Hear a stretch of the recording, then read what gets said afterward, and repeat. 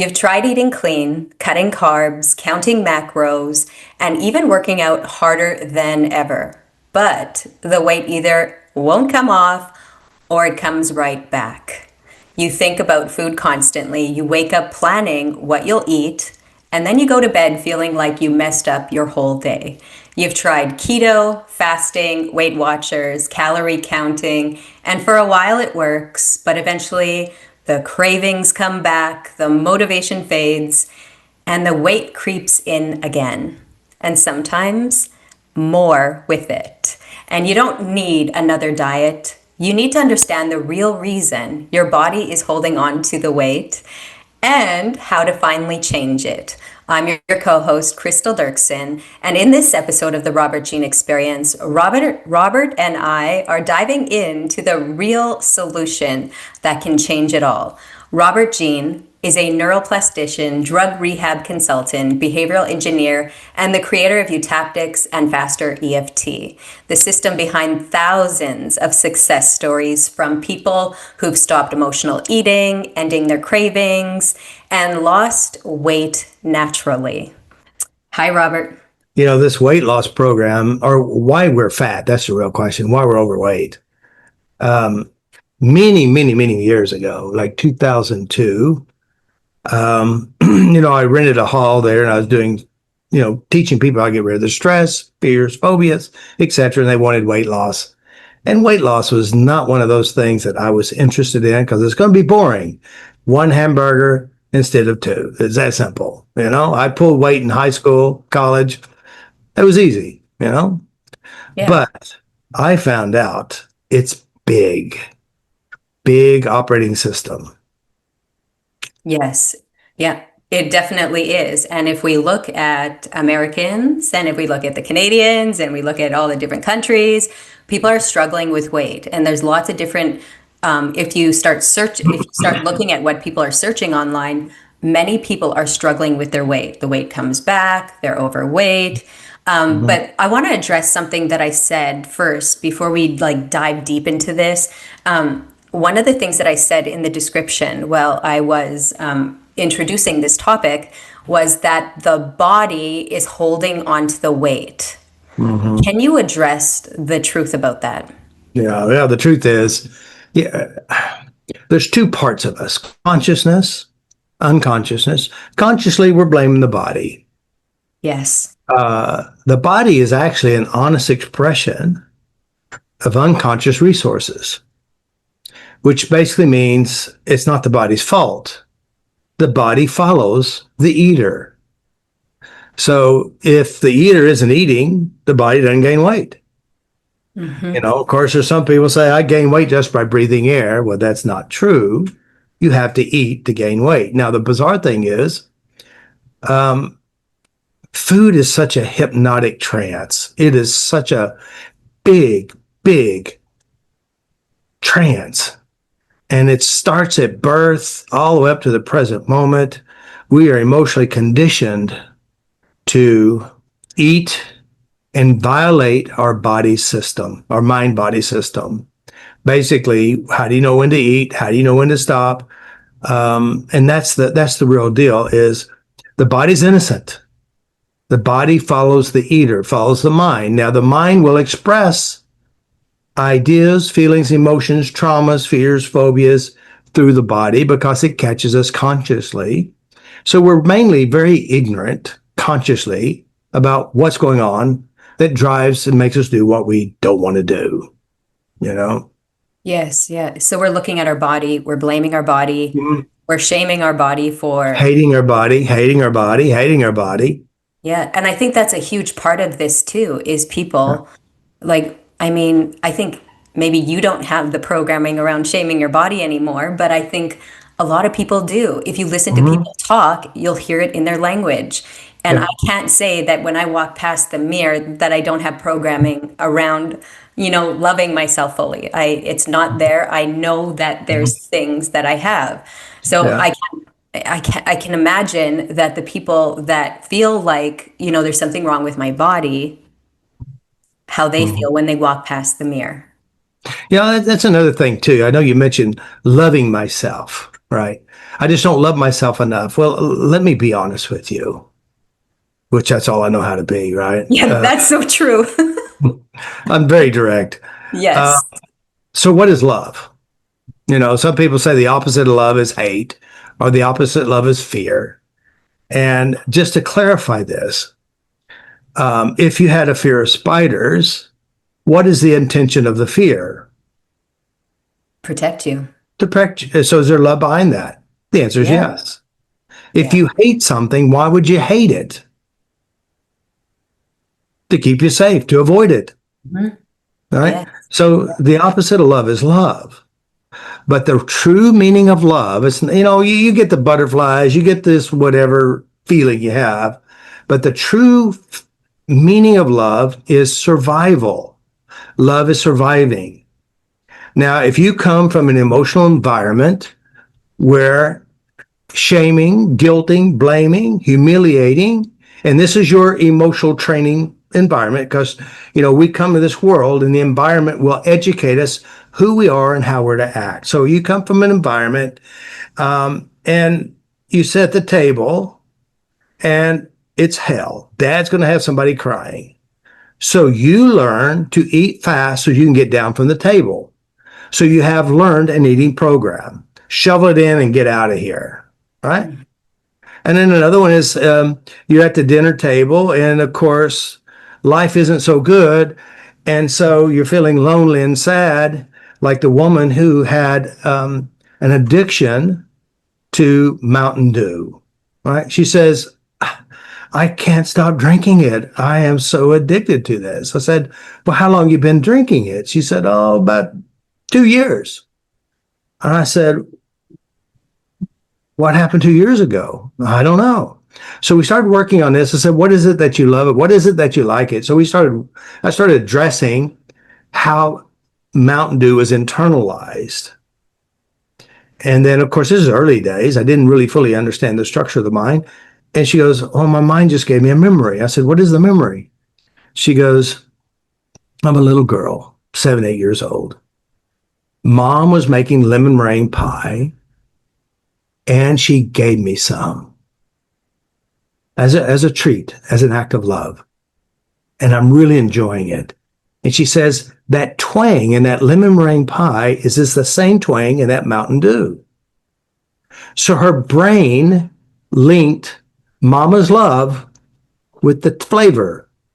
And so what happens is it's like ring the bell, feed the dog, ring the bell, feed the dog, expression of love, eat something, you think love is in that food. Now, again, people say, I love chocolate, but if you look at the ingredients, there's no love listed on the ingredients.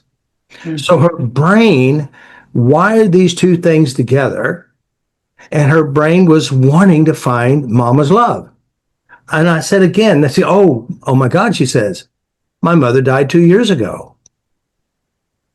2 years ago, she died, and unconsciously, the brain says lemon meringue pie has mama's love in it. But she didn't eat lemon meringue pie. She tasted the Mountain Dew. So by drinking this, she's trying to find mama's love.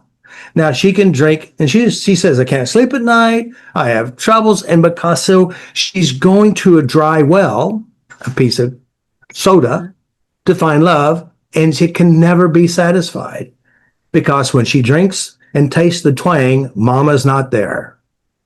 Like the guy, the CEO of a company says, I don't even like McDonald's foods. I keep going there when I'm down and lonely. And he says, I don't know why. He can't go through the drive-thru. He has to go inside, right? And I said, well, have you ever ate McDonald's? He said, oh, yeah. When I was a teenager, we'd all hang around McDonald's inside, having fun and all this stuff. So his brain says, go to McDonald's and your friends are there. But you go and there's no one there. So the brain wires things together. And another woman, for example, she says, I don't know why I eat popcorn. I don't really care for it, but every night I have to eat it. So we started a little exploration, not expiration. Yeah. So we start to explore why. So she said, well, how about food when you're growing up? She said, oh, the table was hell. Dad's going to make somebody cry. But back then they came out with those TVs with a little screen like this big. And we're all in the living room watching this black and white TV show.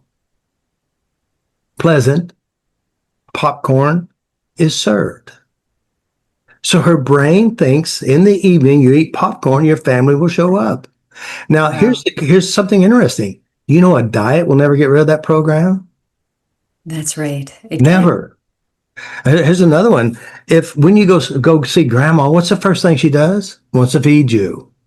Mm-hmm. You know, you feel love when they make you cookies. You feel love when this and that. And so, you know, you've been linked and wired. A lot of people say, "Oh, I love sugar." I said, so you actually go get a bag of sugar and start eating it? No, no, no. It has to be pastries. Now, why pastries? Who's it linked to? Again, people. So we're experiencing a good feeling, and the feeling is being dumped into the food, and now we think it's a food.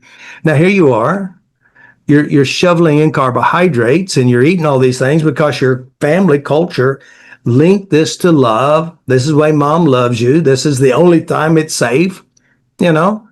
And so now you decide to go on a diet. All right, this diet says no carbohydrates, right?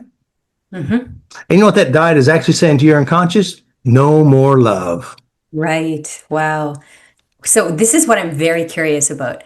How in the world did you come to that conclusion that love equals survival? Because Yeah. our society, if you grew up in the church, love is God. And love and the opposite of love scripturally is fear, right? Hmm. Okay, and then if you go into like the energy circle, you'll find that people they'll equate that you want to be in the vibration of love or above, which is 550 frequency hertz or and so I guess I want to know, how did you come to that conclusion, because it's not normal thinking. Well, first of all, you have to look at everything from a neutral standpoint. There is what you call the escapeholism. The escapeholism is I feel bad, therefore I want to feel good, right? And again, so you mentioned the Christian stuff. They say a divided house will fall, a divided mind will fall. And of course, in the Bible, there's one scripture throughout the whole book said billions of times, not literally, fear not, fear not, fear not. But the modern religious system use fear to manipulate and control. So again, how I came up with this is you have to look at, you're not broken, you're not screwed up, there's nothing wrong with you. So that means your current body size is a success based on your brain's programmings and what it learned to survive from your culture, your family dynamics, from the TV shows, etc. And so I just because remember, if you judge something as bad, the bad is inside you. And so when somebody comes in, and like Albert, I did my first seminar I ever did in Oklahoma City. Before that, I did a lot of them in Wichita, Kansas, and it was a weight loss one. And he walks in, he's like a 6'3" guy, big old guy. He walks in, oh my God, I just passed a Whataburger, which means that was an emotional trigger. Mm-hmm. And another point says, Coca-Cola is trying to kill me. I said, how's that? They came out with 2 liters, right? So again, the emotional conditioning that food equals love, and that food is what I would call, it's like heroin. It's like cocaine. It's like a cigarette. We feel bad and we look for a way out. That way out is a solution to an internal conflict, turmoil, programming. So it's again, so you're conditioned to survive, and you're surviving from a training that you received in your life. Mm-hmm. So again, if you believe that you're bad, you're ugly, and that your body is horrible, and that you're guilty, that is a successful program Right. based on the environment in which you grew up from. Yes. So based on all the years of listening to you, I think this is the first time I've heard it this way, that really the premise is non-judgment. And that's how Right. you came to the conclusion. That's amazing. Yeah, yeah. I mean, Wow. think about it logically. if you judge it bad or good, it's whatever you Yes. judge, and the judgment is inside you. There it is. Yeah. That's so good, Robert. Yeah. I mean, I Wow. mean, I mean, my system is not a Christian system. I'm not anti-Christian. Let's say I'm more pro-Jesus than religions. Okay, I know I'm not Oh, that truth. into that. Yes. Like true, real truth that works. And Yes. but when you look at it practically, if you judge yourself bad and you hate yourself, you hate your body, and you love chips, cookies, and ice cream, that's where your curse is. Anytime, I was working with a young man. I say he's young. Here he is. I mean, he's a very smart guy, and he's always complaining about his weight. He's in his 70s, good guy, but he's been so conditioned to dislike his body, and he's back when he was young and slim, but now he's kind of gained weight, and there's reasons why. He cannot not stop eating peanuts, peanut butter, bananas, apples, whatever it is, and again, he's complaining, and he loves these things, right? Yeah. But he also hates the results that he's getting. He's unhappy with his body shape and size. Yeah. And so I said, well, first of all, these foods don't love you. They never will. As a matter of fact, if I lock you in a warehouse and all there is those foods, it won't take you very long to get tired of them. All right. Mm-hmm. So true. So I said, again, every food you love. Now, by the way, I said, write a list of happy memories. The first 5 of the 20 were all food related memories. People who have weight issues love food. They've been emotionally conditioned to love food. Mm-hmm. And then you wonder why they're overweight. Right. Yeah. Thin people who are naturally thin, they don't diet, they don't have the same belief. They don't have the same system. You know what food is? I have to eat to survive. That's it. Right. Yeah. They're Wow. not getting an emotional fix out of it. Mm-hmm. And they listen to their body. They eat because their body says, I'm hungry.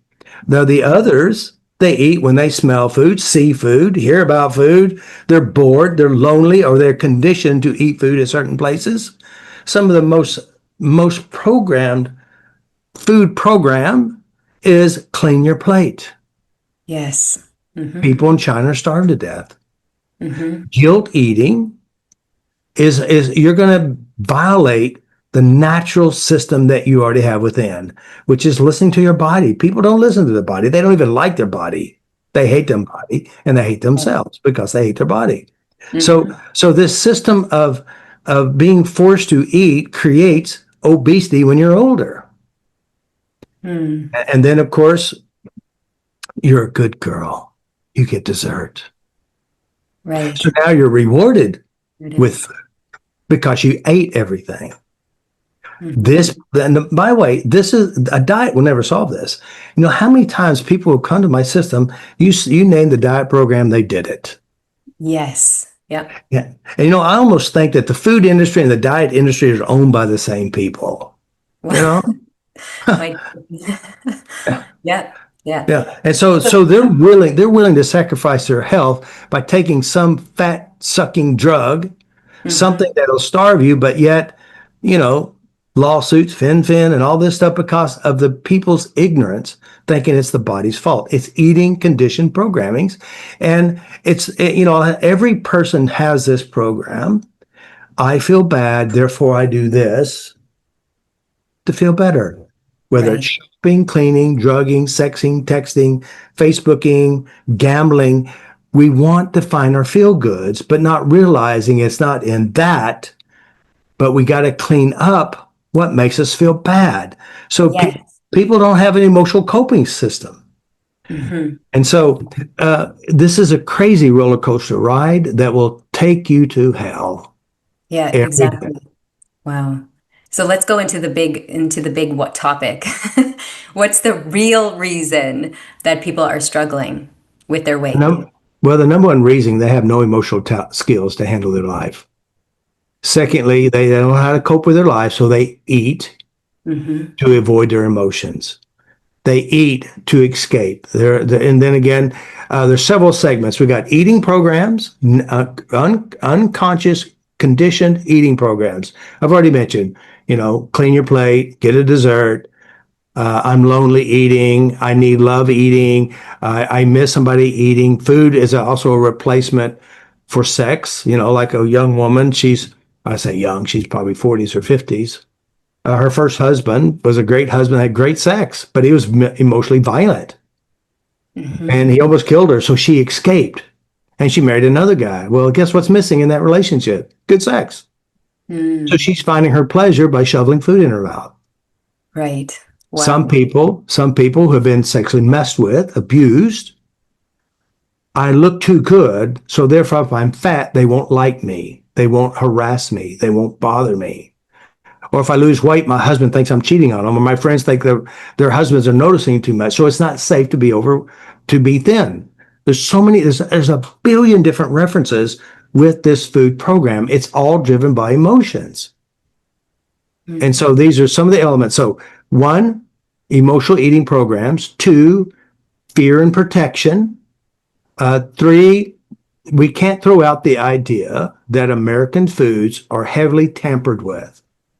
Mm. When you put not aspartame, here's a bizarre thing about fake food. Here's the deal. You go to Weight Watchers. You go to Weight Watchers, and right before they leave, said, "Listen, guys, stay on your diet. Avoid the chocolates and all the fatty stuff. Just try to stay on there." And of course, you're jonesing now. You want to go eat it, and the bad thing is, so here it is. You love chocolate, or you love ice cream, or you love something. So they're going to load it with chemicals, so it'll taste good, so you still get your emotional fix from the food, which that chemical is creating havoc in your body. When you eat things with aspartame, it tells your brain you're getting sugar, and your brain goes, "Where's the sugar?" So then it starts searching and trying to satisfy that sugar fix or the carbohydrate fix. That's another element. Of course, you got aspartame, you got MSGs. MSGs can make paper taste good. It creates an addiction. Yeah. So again, there's the element with the food. There is the body image, the conditioned with food, like love and food, clean your plate. You eat so fast. You say, "I love the flavor of food." I said, "But you didn't taste it. It went in so fast." When I was a kid, whoever ate the fastest got more food. Right. There's, So there's does your weight loss course, is it the master weight loss course? master weight loss course. Yeah. Yeah, does it have, like, in that course, do you have the programs in there, like exactly what you're talking about Oh yeah. here? Oh, yeah. Okay. Is there tap-alongs in there where they are Well, tapping along with well, you? see, let me kind of explain about. I teach you how to eat properly, mindfully. People don't even know when to eat. They don't know when to stop. When they feel like they're full, which is eaten, and then you're going to gain weight. It only takes a few extra bites every meal to over time gain weight. People Mhm. eat like they're still 17, and yet they're 74. Their body Right. can't use all that, and so it just adds on. And then, Yes. and you're lonely. If you're lonely, you know, and the happy times, the positive times with food is sitting around the dinner table. You're going to go eat, and hopefully the people will show up. They never do. Mm. So and by the way, all this I'm talking about, a diet will never solve this. An exercise program will never fix this. Hmm. Wow. So So you have yeah, the whole structure in there, like the clock eating, the what you do around the table, the sacredness yeah, of. right, right. Yeah, another thing is like 8 o'clock you got to eat. At noon you have to eat, and at 5 o'clock you have to eat. My grandfather would throw a fit if grandma didn't have that food on the table at 5 o'clock. He's emotionally conditioned by the clock to eat. Guilt eating, you feel guilty. So I have a lot of different exercises to break the pattern. Now, my system, even though you want to lose weight, weight is not the problem. If weight were the problem, listen, if weight were the problem, you lost that 50 pounds or 10 pounds, it never returns. The weight is an expression, is a success based on your emotional, mental, physical coping mechanisms. Hmm. I do not hear anybody else saying this, that weight is a success. Yeah. Oh, yeah. Oh, yeah. Do you hear other people talking about that? Well, I listen to me all the time. I only hear it from me. I And maybe your students after they've gone through your courses. Yeah, yeah. Because again, the weird thing about this is a coping skill: using food to escape your emotions, Yeah. using food to babysit you. Now, again, my system, what it does, it creates personal power as a person. It's going to create self-esteem as a person. Mhm. It's going to create control as a person, inner control, inner ability to conquer things. Your value as a person will change. This is not really about your weight. It's about internal relationship with yourself. Why are Mhm. you doing what you do? Yeah. What's driving you to do what you do? And if it's creating something you don't like, change it. So, the guy I told you about the peanuts and all this stuff, I go, well, I said, do you know why? He said, oh, yeah, I know why. He says, when I was 5 years old, this is a great story too. I love this guy. 5 years old, at 3 o'clock in the morning, my dad wakes me up. He and I go to the cows. We milk the cows. We take the milk to the grocery store. He gives me money, and we go and I buy peanuts and bananas and apples. And so when he comes back, he's eating these and he's putting that good feeling in the food. Hmm. So in the food represents his love for his dad, Yeah. but the problem is it's not dad, but he's looking at the food, feeling the emotions. Hmm. So I call this emotional out of alignment. He's out of alignment with his emotions. Instead of looking at dad, he loves me and he gives me money because he's taking care of us and I'm spending time with him. I'm doing stuff. It's Hmm. that love from my dad. So he can now, if he cleans it up, he can now look at peanuts and immediately go to dad and be satisfied. Hmm. So And it's the peanuts represented dad and the connection with him. metaphorically, yeah, and the Metaphor. missing of dad. And Yeah. so here, this is what Dr. Phil, he created a book. I forgot what his book was called. He said, Mm. this is what you need to do. All right, first of all, get rid of all the fat friends who eat stuff you shouldn't be eating. Get rid of them. Secondly, go to your house and get rid of all the foods you know that's not good for you. Now, where's the locus of control? The foods and the people. So you got to avoid people. You got to avoid Yes. foods. So where's the power at? Still in the people, still in the food, Yes. and not in you. Hmm. And so, if he goes, he goes and he says, I'm not buying those foods anymore. So he buys a box of strawberries, 5 pounds of strawberries. And so now instead of eating peanuts, he's eating 5 pounds of strawberries, eat the whole box. Did he solve the problem? The answer is no. The No. program is still there. Hmm. So that's interesting. Does this tie, because you don't really talk about boundaries either. You talk a lot about relationships and Yeah. relationship issues, Yeah. but you don't go into boundaries, and it feels like this is connected somehow. Can Well, you, first of all, I don't believe in boundaries. okay, can you explain that? Yeah. So a boundary is I'm going to draw a line in the sand all the way Yeah. around me. And the line says, don't cross this or I'm going to get upset.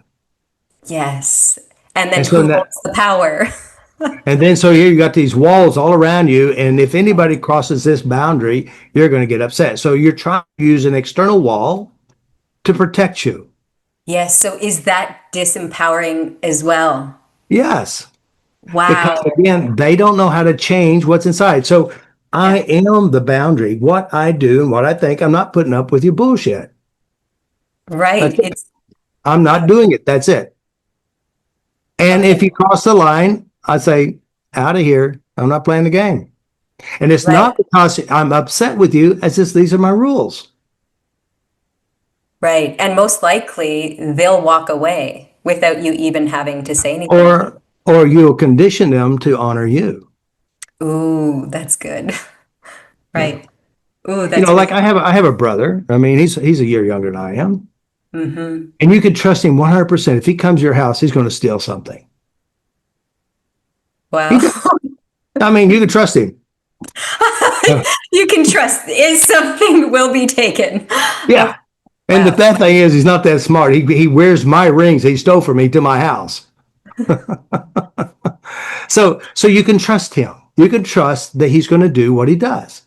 Yeah. Now, it doesn't mean I hate him. I love my brothers, all of them. But again, this is how you see things as they are, and be honest with yourself, Yes. And That's it's not good. a problem. It's not a problem at all. It's just respect. I don't judge him. I don't condemn him because he's doing what he learned to survive. Mm-hmm. But again, if I want something gone, I invite him over. But I don't.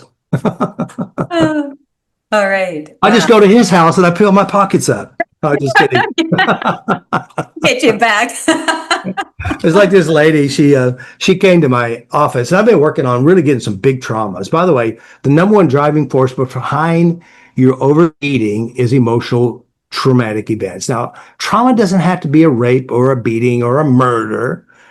It could be something that hurt you, and it changed how you view the world. That's what a trauma is.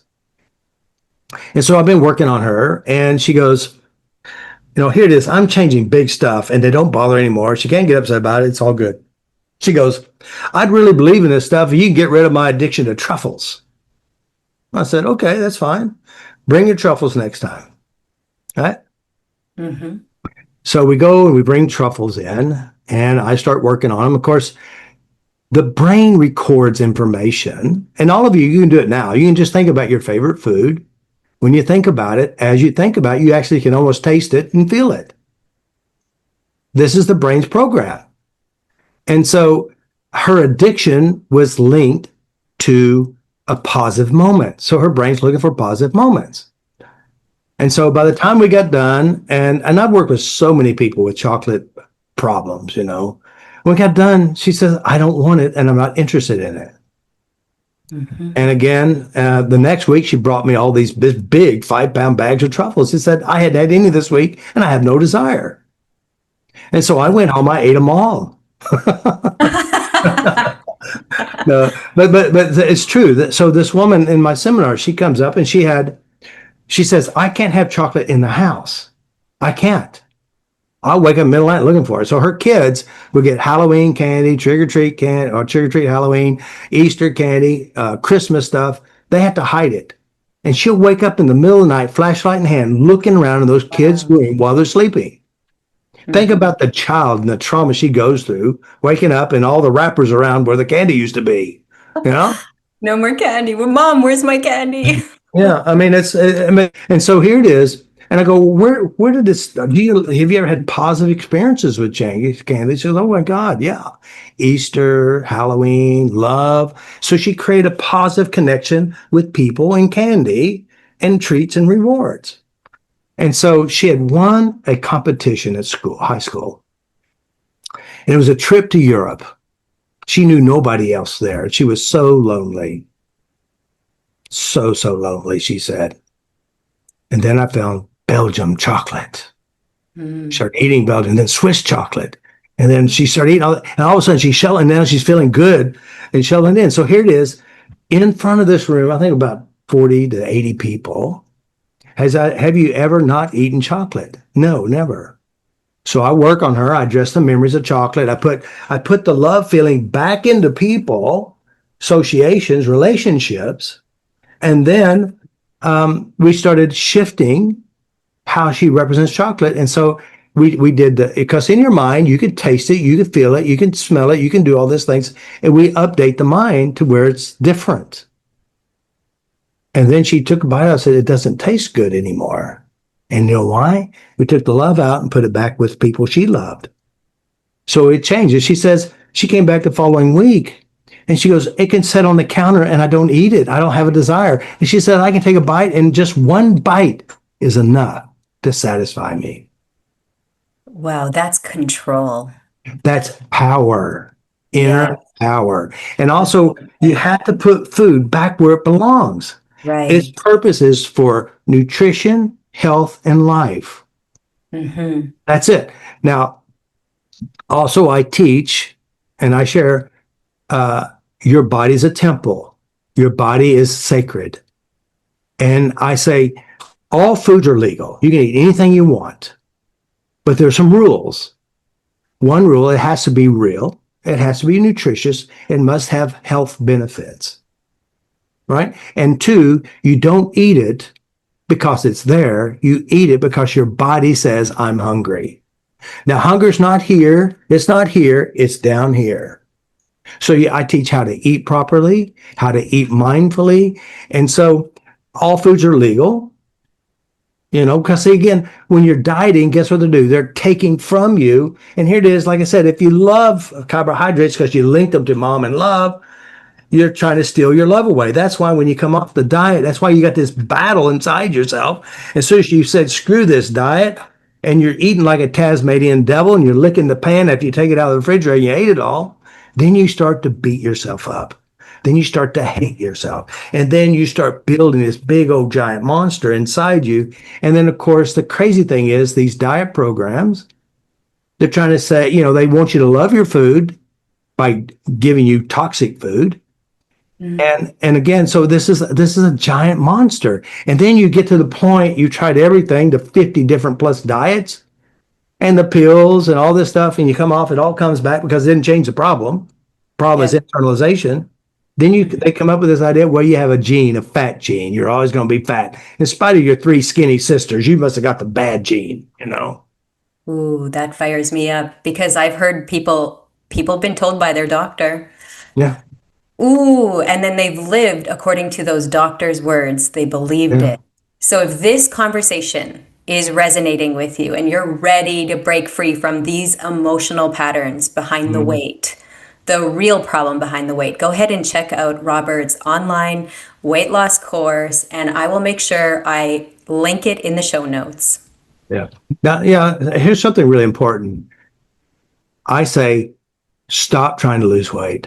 Stop it. Give up that program. Stop it. Now, take control of how you feel. Know yourself. Build your value. Take the juice out of the food and put it back in you. So no dieting is allowed. All foods are open, but you have to honor yourself.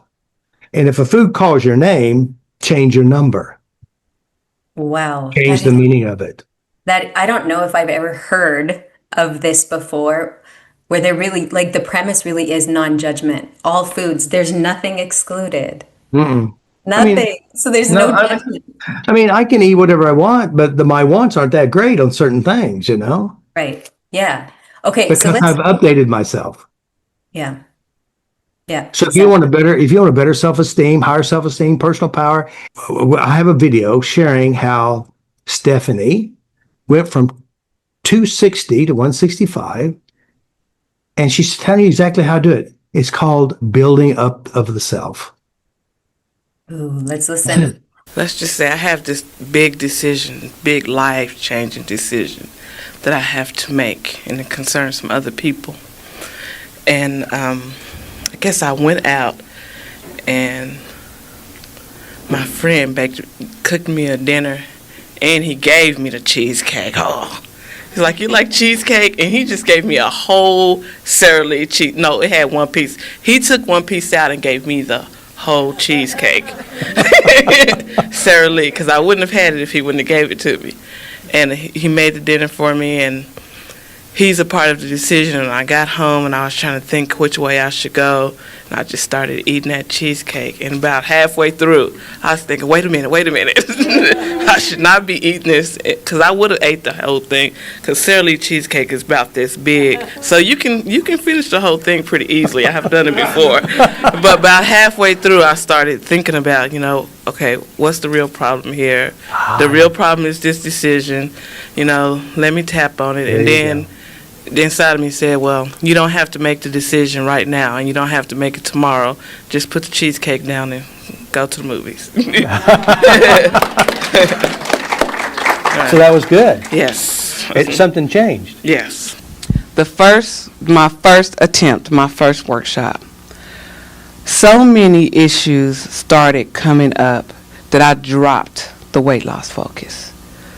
And I didn't focus on that because I started seeing different things that I felt were more important to work on, like my spiritual well-being, taking time for me, enjoying me, honoring me. Because like I said before, everyone in my house would be decked out in designer clothes, and I would just look like I fell off the trash truck, you know? It's like I would just go out of my way to make sure they had, do you need a ride? You know, just totally sacrificing my whole self to make sure that they had. So the first time, you know, through, so much just, it was like purging. So much just started coming up. I felt like I had to start working on those spiritual issues. Learn how to get quiet. Learn how to listen. Learn how not to take stuff personally. And I'm telling you, even at 267, I'm telling you, maybe I lost 5 pounds, and I looked in the mirror and I started seeing a beautiful woman looking back. Like, was I always this pretty? You know, it's like I started just seeing myself as pretty, even though I was 265. And when I put my clothes on, even if it was a size 22, I just looked really good in it. Like, wow, I look really good in these jeans, you know? And so once I came back to another one, and then when I really started focusing on the weight loss, which I really never really focused on it, it took about 10 or 11 months for the weight to come off, because the main thing I was focusing on was kind of like walking and how I felt when I walked and how I enjoyed it and how I liked being outside at Lake Hefner. And for a while there, it's like it was just melting off, you know. For like the first 6 months, it felt like it was just melting off. And I didn't go on a diet per se. I just made a list of the things that I knew wasn't helping my situation that I could live without, because I still eat plenty of candy. Because, like I said, tapping since then, I figured that a half of cheeseburger tastes just as good as a whole cheeseburger. And I started learning about portion sizes, and when I was actually full, how to stop, and experimenting with some new foods. But like, I gave a few things up because I really didn't like them anyway. I just ate them because they were convenient, like potato chips. I'm not a potato chip fan, you know. I just replaced that with maybe some almonds, or I don't eat a lot of bread because I wasn't a big bread fan anyway. And so I did cut some things out, but just by personal choice, not like I'm just trying to be on this super diet. You just watched Stephanie. Now, here's something really important you have to understand about Stephanie. She shared in the seminars, anytime she'd see free and weight loss, she's there, right? And again, what was important about this video, she started losing weight after she started working on her emotional issues, her traumas and her emotional hurts, and dealing with rough relationships and making decisions in her life. And I've done sessions for years, 26 years. Yeah, 26 years. And I have clients come and see me every week. And, you know, after a month or so, she said, you know, I've lost 30 pounds and I need to try to lose weight. Why is that? Because people use food to escape their emotions. They're using it to soothe themselves, to baby them. It's like putting a bottle in their mouth. They're trying to find some way to pacify them. But the problem is, it never gets rid of the problem. It creates a bigger problem. And so you think about it, if you're conditioned to think food is love, food is comfort, and that's your only coping skill, the sad thing is, if that's the only coping skill you have, in the beginning years, your life is busy, you're active, and you could easily lose, you know, not gain weight. But the bad thing is, over time, things happen that you don't like. You know, your kids grow up, they leave. There's divorces, there's job changes, there's home changes, parents die, you have to take care of people, all these anxieties. And if your only coping skill is to shovel food in your face, now you're obese. This is a success based on your coping mechanism. No, I mean, then you go to your fin, you can do it on your diets. But again, remember, if you have emotional conditions that food equals love, it won't last long. You'll go right back. So what we always do is separate the two and put love where it belongs and put food where it belongs. It's just food. Mm-hmm. So that's what she did. Again, she also worked on, she said, what's smart for me? What's smart for me? That's why I say, educate yourself on what foods are good and what's not good. You know, That's right.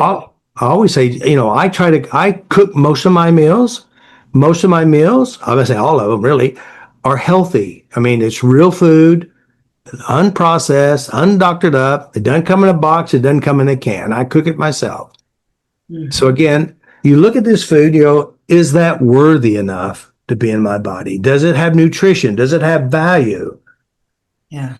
And occasionally you can have something that it's not so great, but you're not going to eat the whole thing. You just take a few bites or enjoy it for a little bit, but you don't build the monster with it. Now this one here is Kim. Weird. I'm Kim Brown, and since I was at least 5 years old, and I'm 59, I had been on a diet. My mom put me on a diet at 5 years old.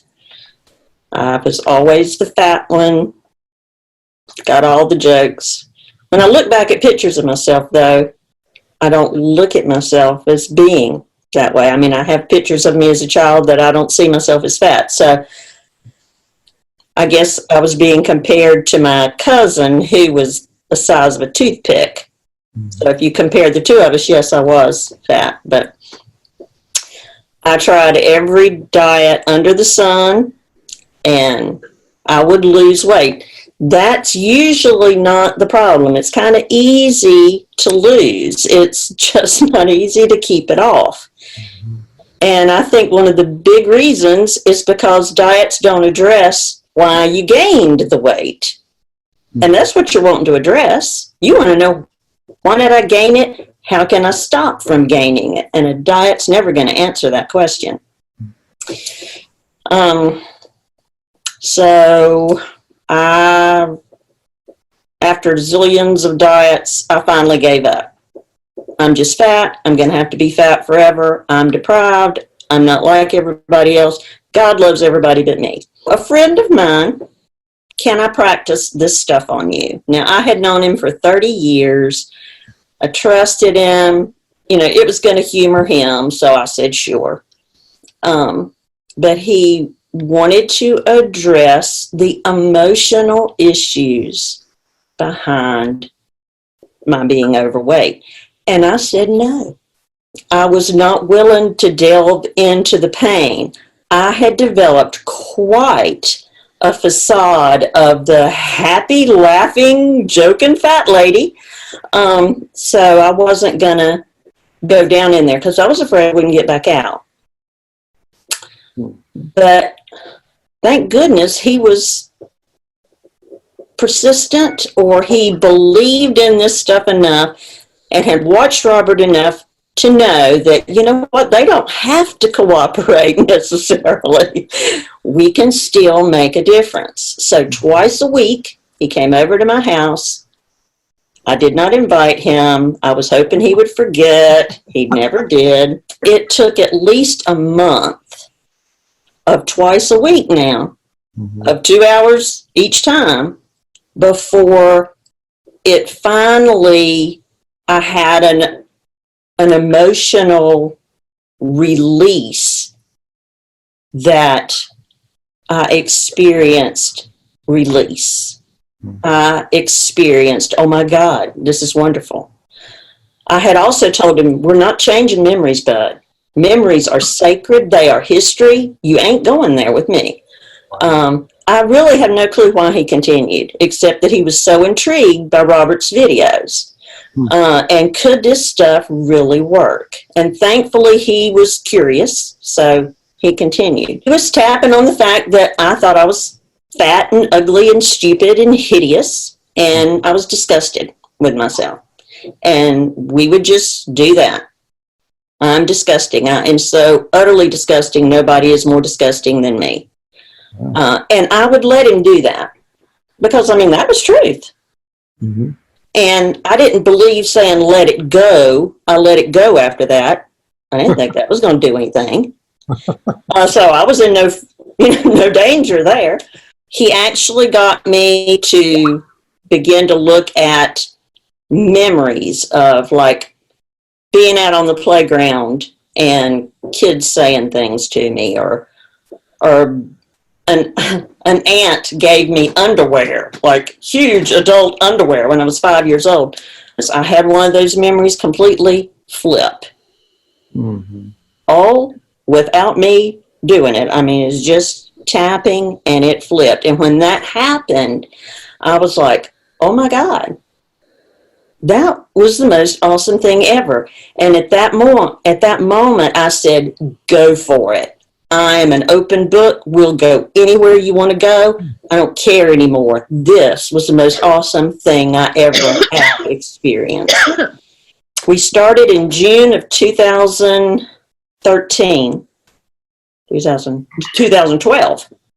Mm-hmm. June of 2012. By December of 2012, I had lost 50 pounds. Now, this is 2019. And in the midst of this, January 2018, my husband died. Now, I did not go off the deep end. I did not gain all that weight back, because this modality, this method taught me I have a choice.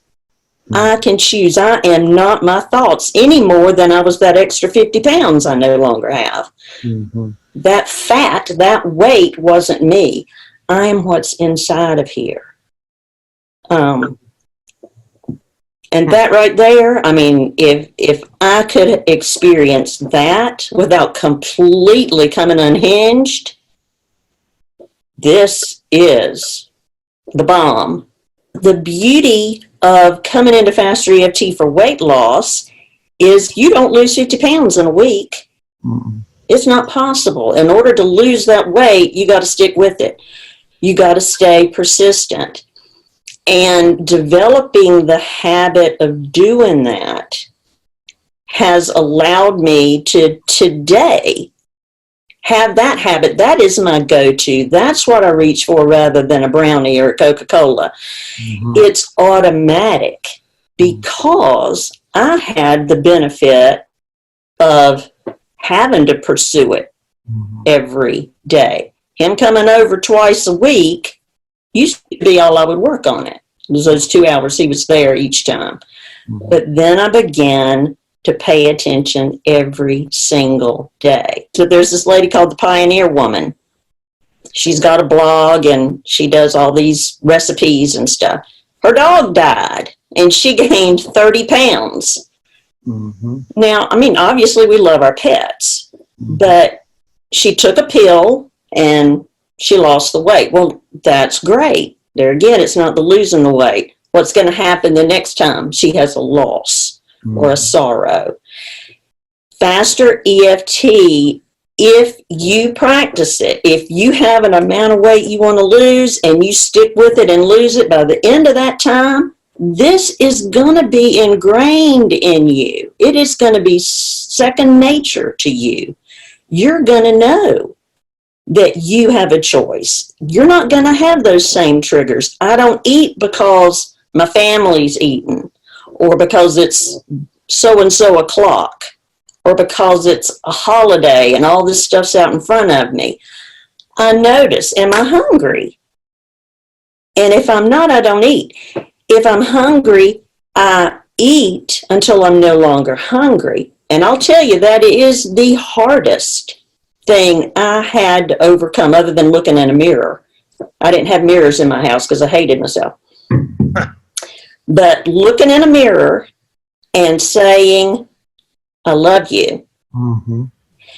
and tapping when I did it, coming to the place where I did feel that love, allowed me to notice what was good for me. I'm not gonna eat a daggone pan of brownies because I value my goals and dreams. Mm-hmm. I value me, and I didn't before. I was worthless, so what difference did it make if I ate a pan of brownies? I ain't going to be no less fat today than I was yesterday. Yeah. So I know it may be difficult to comprehend something like this right now, but it changes your mind. It changes how you view yourself. It changes your choices. It changes your triggers. I loved Coca-Cola because Coca-Cola was my grandpa, and I love my grandpa more than anybody on earth. And he died on my birthday. So, it was something that kept me close to him. I drank a 2-liter Coca-Cola every day of my life. So I don't do that anymore. And there's Coca-Cola in my refrigerator for when my kids come, and it's been there for months. I know it's there. I see it every time I open the refrigerator. It's just a can of stuff in the fridge. Brownies were love with my aunt. But when that love connection was taken away, a pan of brownies molded in my kitchen. Miracles happen. You do have to understand too, guys, even though Coca-Cola she thought was the love of Grandpa, but now she still has the love of Grandpa. Yeah. Things that we do is you can see the Coca-Cola and think of Grandpa and not even have to touch the Coca-Cola, because it could be like a reminder that you are loved without even drinking it, without even touching it. So another thing that you may also share, even though we're talking about weight and weight loss, but I venture to say, if you were to be honest with them, it's not, you address more around other things other than just food. There's aspects about your life that has completely changed, that is way beyond a weight loss system, but like you said, love yourself, empower yourself. Tell us, tell us where you were in your life before you were even tapped on. I have 6 children who love me, but I couldn't receive that love. They could tell it to me. They could show it to me. They tried their best to save me, but I was disgusting scum of the earth. I was below cow poop. I could not believe that they could love me. Now, they began to deteriorate as well, because they must be awful people, because they couldn't save their poor little mama, who was constantly miserable because she was scum of the earth. So they began to develop issues. My oldest daughter got MS. She was dying of MS. I was just awful. And when my practitioner came to me and would say, you need to look in the mirror and just tap on that disgust and it will change. And I said, you don't understand who I am. It may change for you, but it's not going to change for me, because I am the worst person on earth. I figured I had done something as an infant or a young child that had totally disgusted God, and he just wasn't going to wipe me off the face of the earth, but he sure wasn't going to pay any attention to me. But it changed. It changed. It was not instant. It was not instant. I did not go and look in the mirror and go, oh, okay, well, I feel disgust. I let it go. Now it's gone. No, that did not happen. Persistence, baby steps. I began to not feel as disgusted. So it wasn't like, bam, I'm disgusted, now I'm not. I began to notice, okay, I'm not as disgusted as I used to be. Maybe I'm just, saying, well, I just don't care. What difference does it make? I'm used to me. But it went from hideous to neutral to developing a love for myself. And when I did, I began to see my children change, because it wasn't their responsibility to save mama anymore. It wasn't my husband's responsibility to save me anymore. So things definitely change. I tap on the events of my life and the things that trigger me, but there's absolutely nothing since December of 2012, there is nothing that has triggered me to eat. And I find that fascinating. Being in the mirror, I would think, was probably the biggest. Okay.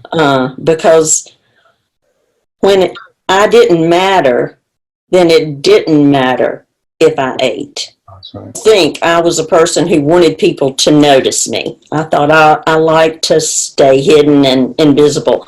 But I'll tell you, when I started losing weight and not a soul commented on it, I can tell you there was some serious anger and frustration that rose up within me. I had lost over 30 pounds before the first person even said, "Have you lost just a little bit of weight?" And then that made me mad. Because what do you mean a little bit? I've lost over 30 pounds. What's wrong with you? So those were issues. That's why it's good to have somebody working with you all along the journey, unless you're motivated enough to work on yourself. And I was not. That was not me. But things like that'll come up. I mean, nobody's going to notice, and you've lost 30 pounds. I mean, think about that. You realize just how much you're still doing it for somebody else and for somebody else's praise rather than your own. 6 years and beyond, was a victim. She was left out. She was overlooked. She was rejected. She was abandoned. She was not loved.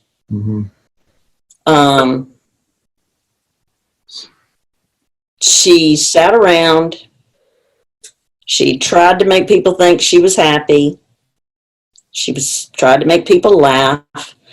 But inside, she was not happy. It's kind of like the Robin Williams, makes us all laugh and he kills himself. Right. So inside there was trouble. Today, I am in control of my happiness. I'm in control of my choices. No one makes me mad. No one makes me do anything or feel anything. I make my own choices. Just like with Kim, she did not like herself. Her only way out was to try to feel good, try to find some food to save her from her own emotional misery, which actually compounded the misery. And I know if you're watching this video, you know what I'm talking about inside you. I know it's scary. It's easier to eat something than to look inside yourself because it's too scary. And you may have tried therapies, and therapies, they just talk about it, and then you feel worse after the therapy's over. So why try? So there is a way out. And just like what Kim said, just go a little pieces here, clean up this and that. You see Stephanie talks about, I started working on my emotional issues. As I started cleaning up my emotional issues, I start to feel better about myself. I started liking myself more. This is the key. It's an emotional investment in yourself. And, I know it's a journey, but this journey will create a new you beyond what you've ever known. And you'll have more power within you and the ability to shift and change. And the cool thing is that you will have a skill to handle when things happen. Running through the refrigerator never worked. But being able to shift your emotions and change how you feel will work, because it's giving you real power and value inside yourself. There is hope. Yes. And Kim, what a smart lady. She talked about all the different programs that she had, which is really interesting, even for your eutaptic students to listen to that, take note of the things that they need to tap on and as they go through their using eutaptics. But one of the things, I wrote down some of the programs that she talked about. She said that the things that she had to overcome was, I'm the fat one. So here she has this identity. I'm the fat one of the family. And now she has to carry that along with her.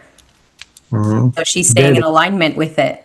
And then she talked about herself being, she was compared with her cousin. Well, that brings on a whole different hatred of yourself, because I can't be that skinny. she's right, I'm wrong, whatever else that brought up for her. And then Kim said that she was on every diet. So this means that she tried all these different diets. And so Right. she found out, okay, this isn't working for her. Even the program that she talked about, God Loves Me, God loves everyone but me. Mhm. How common is that one? Somehow we all think we're the unicorn, or maybe some of us do. There's some reason that, that it's not working out for me. Well, you can Right. tap on those emotional patterns that are attached to that. Yeah. You can definitely change them. Yeah. Yeah. So one of the things that you probably hear this a lot, Robert, I gain weight after dieting. Right. And Right. so why does dieting seem to backfire on people? Well, I mentioned a little bit earlier that if you're getting a love fix out of food and this diet says you can't have love, all of a sudden you're jonesing, and then you break this cycle of dieting, and then you just go like a Tasmanian devil. You're going to suck it in and take it in. There was a research. The very first book I read in the beginning days, Diets Don't Work, and they had a research where they had people who are anorexic, and what they do is they put them on a strict diet, and when they came off the diet, they gained weight. So there's what you call the jonesing effect of the foods that you want or loved. So it's like it's an addiction. It is an emotional addiction. And that's the reason why. And again, and then it doesn't help any. Then you beat yourself up. I'm fat. I'm miserable. I'm a failure. And it compounds it. And of course, when you're feeling bad, guess what? Then what you do? You go eat to try to solve the pain or escape the pain. So Yeah. it's a perpetual cycle. Yes. And so, from your experience, what's the number one emotional trigger that causes like the craving, the overeating? Well, I would say the number one thing that does it is, I say, emotional conditionings around the food and around the table and links to food. Everyone operates the same. When I feel bad, I want to find a way out, and food happens to be an easy one. It's legal. It's everywhere. Heroin, cocaine isn't. And by the way, guys, I have worked in drug rehabs. I worked in drug rehabs. Now, I started with weight loss. I did weight loss for a long time, 10 years or so. And then I was invited to a drug rehab. And I didn't know I knew about addictions. But when I started asking them, why are you addicted? I just want to feel better. I just want to escape how I feel. Same thing as a food addict. Mm-hmm. I just want to feel better. And then, of course, they have a relationship with this drug, with this food. And there's also, we call the drug dealers. Now, of course, we do have drug dealers with food. They're the one who brings the brownies to work. They're the ones who try to give you cookies and guilt you to eat them. Aren't you going to clean your plate at a dinner? This woman goes out on a date and her date doesn't clean her plate. She says, aren't you going to make a happy plate? He goes, what? Happy plate? Clean your plate. Said, I'm not hungry. She's kindly cleaned her plate for him so he won't get in trouble. Wow. So such weird, bizarre programmings. That's right. I think we all have people in our family that are the food drug dealers. Yeah. And by the way, a food drug dealer, they get their emotional fix by people saying, oh my God, it's so amazing. Right. It's a great cook. And that is an emotional fix because I'm somebody and I'm special. Right. Oh, that's good. Yes, I can see that. Yeah. Right. So, in regards to willpower and losing weight, and people are using their willpower to Mhm. lose weight and to keep it off. Talk about that a little bit. I wish it worked. Yeah. It worked. But the only thing that does work is changing the mental, emotional programming inside. Being Yeah, strong. People try to strong arm it. They try, and there's a battle inside. that's right. So, how is your program different, though, that it's not a battle? Yes, we heard Kim say it's all about persistence, but was she in a battle? Well, now here's the deal. I mentioned earlier about the woman with the chocolate. There was a battle. She could not eat chocolate. But we changed the emotional meaning to the chocolate. The battle's over. It's almost like it never existed. It just Interesting. because it's the programming, it's the meaning and what we give to it. It's the So, emotional links. it no longer requires willpower. No, The willpower comes to I'm taking control and I'm changing what I hold within me. And it takes the monster out. It takes the monster out of the system. If you're new to what I'm teaching, I have many processes I use to help update memories, help put things in its proper place. I use a psychosensory process. We're going to call it tapping. But tapping will not solve your problem, but you'll use this to address the real problem, which is how you internalize the world. And knowing how to change that sets you free. It builds a skill within yourself to know how to know yourself, how to change yourself, and to be mindfully within yourself. So if you can be your best friend, your own healer, your ability to shift and change how you feel and respond to the world, life will be better for you. This is a journey. It's something you'll always be on. And if you don't join this journey, you'll be on another journey. It's called the blind leading the blind. You fall in the ditch.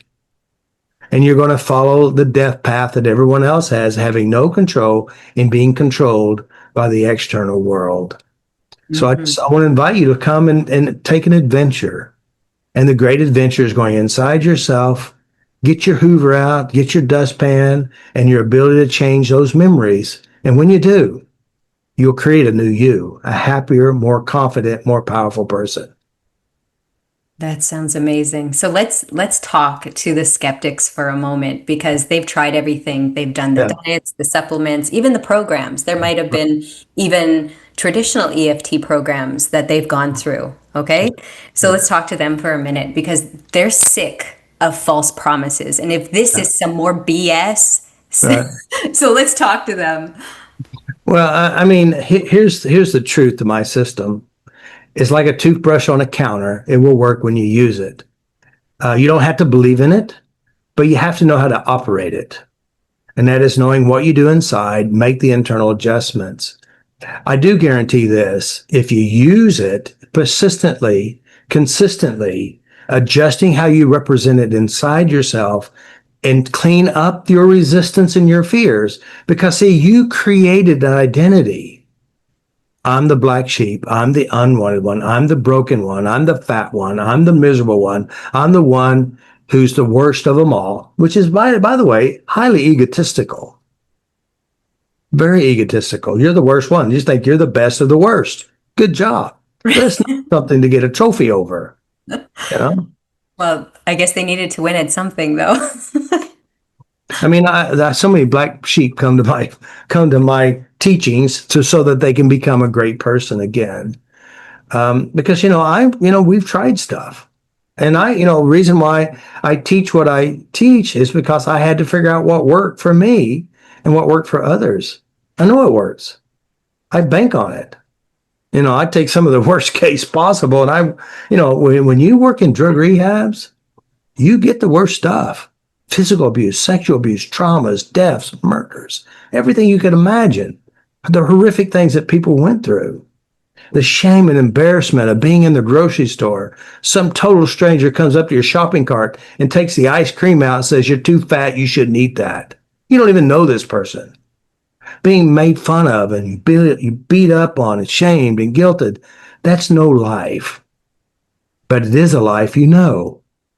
And letting go of that will create something better. And like Kim said, I have children. My negative self-esteem affected their negative self-esteem. When I started working on me and changing me, it affected them too. Mm-hmm. So. Yeah, it does. It does trickle down to your children. The good and the bad.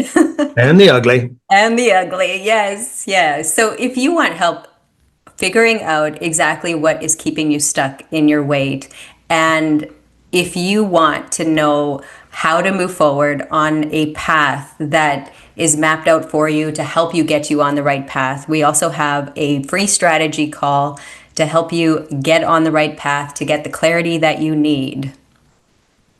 Yeah. And the guidance and the help, and just take, you can lose weight by changing your mind. And our focus is not weight. And I say, stop weighing yourself. Stop looking at your body. Start working on your inner world. Work on how you Yes. respond to things. That's where the win is. Your That's weight is a success based on what you're operating from. So change it. And yes. and you know how many times I've had somebody said, I've lost my 100 pounds. And when I was 100 pounds lighter, I still felt like crap. And Hmm. I worked so hard at the gym. I'm starving myself, eating cabbage soup, you name it. I'm doing it and I'm miserable. Hmm. So myself, I'm going to be miserable. I was miserable fat. At least I could eat, you know? Yes. Yeah. So, I think I heard one of your YouTube teachings.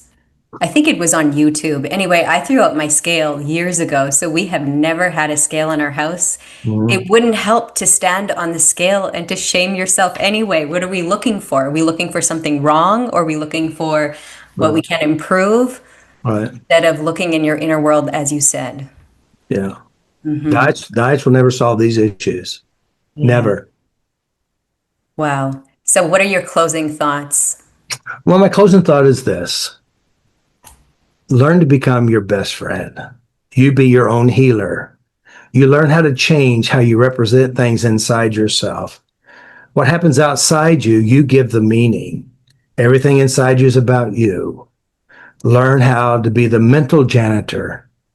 Learn how to redesign your world from inside yourself. As you accept yourself as you are, you can create something better. Get off of the merry-go-round. Put your feet on the ground and move to a direction you want to go instead of being forced to stay on a cycle that takes you nowhere but to misery. So learn how to be your own best friend. Learn how to change your mind, change your world, change your thoughts, and create something different. Hmm. Yes, and thank you for joining us today. If you're ready to start moving forward, there are 3 different ways to get started. You can book a strategy call, get the clarity to start moving forward. You can sign up for Robert's free online course, and on that course, in the free course, you can understand how change really works. Or you can work directly with Robert in the one-on-one for deep transformation if you just want to go in and start clearing things out. So, whichever path feels right for you, know that lasting change is possible, and I will make sure all the links will be in the show notes below. So, thank you again for joining us. Very good. Good job. Peace.